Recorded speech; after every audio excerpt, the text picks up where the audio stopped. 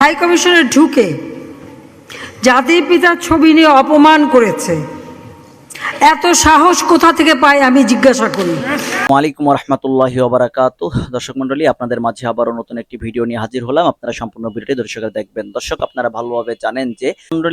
ভালোভাবে জানেন যে বাংলাদেশের সাবেক প্রধানমন্ত্রী শেখ হাসিনা তিনি দেশ থেকে পালিয়ে গিয়েছিলেন পদত্যাগ করে। দর্শক, বর্তমানে তিনি একটি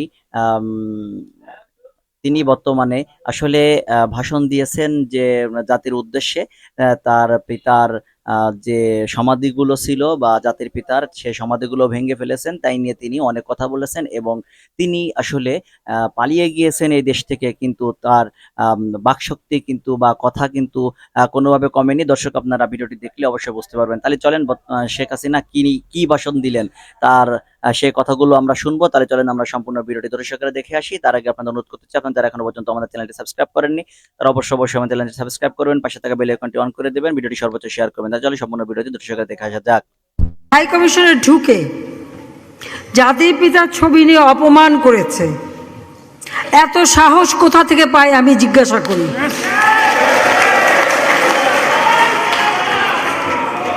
আমি জানি না আমাদের হাই কমিশনে এখন কারা বসেছিল এবং তারা সেখানে কিছুই করতে পারলো না কেন, সেটাও বড় প্রশ্ন।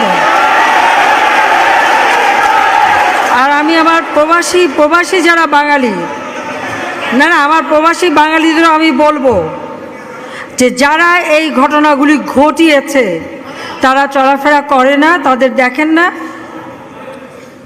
যে হাত দিয়ে জাতির পিতার ওই ছবি নিয়ে তারা ভেঙেছে, তাদের যা উপযুক্ত করা উচিত সেটা করতে হবে।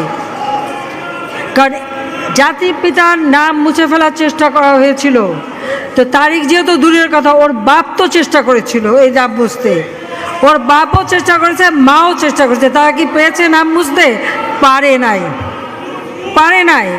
ইতিহাস কখনো কেউ চাপা দিতে পারে না। আর জাতির পিতা তার 7 মার্চে ভাষণে বলে গেছে যে বাঙালিকে কেউ দাবায় রাখতে পারবে না, পারে নাই দাবায় রাখতে। তা আজকে এত বড় দুঃসাহস হয়ে যায়।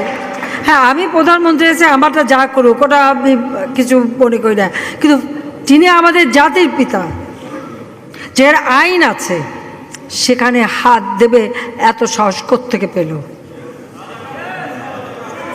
তারিখ যে ভুলে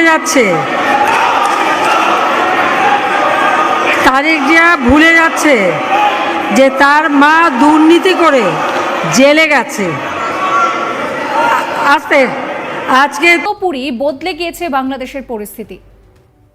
পদত্যাগ করেই দেশ ছাড়ার সিদ্ধান্ত নেন তিনি। 15 বছরের অধিকারে ইতি টানলেন। তারপরও পরিস্থিতি শান্ত হয়নি, বরং আরো উত্তপ্ত হয়েছে।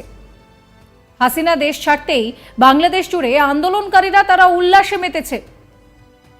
বাংলাদেশের প্রধানমন্ত্রীর বাসভবন, গণভবন তো বটেই, দেশের সংসদ ভবন, প্রধান বিচারপতির বাসভবন সহ একাধিক সরকারি প্রতিষ্ঠানে ব্যাপক ভাঙচুর চালানো হয়েছে, লুটপাট চালানো হয়েছে। তবে দেশ ছাড়ার ঠিক আগের মুহূর্তে শেষ 45 মিনিট কি করেছিলেন শেখ হাসিনা, সেটাই আপনাদেরকে জানাবো। জানা যাচ্ছে পরিস্থিতি ভয়াল রূপের আগাম আন্দাজ করতে পেরেছিলেন আওয়ামী লীগের কিছু শীর্ষ নেতৃত্ব। তারা শেখ হাসিনার ঘনিষ্ঠ গুরুত্বপূর্ণ পরামর্শদাতা। তাদের মধ্যে একজন রবিবার রাতে সেনাবাহিনীর হাতে।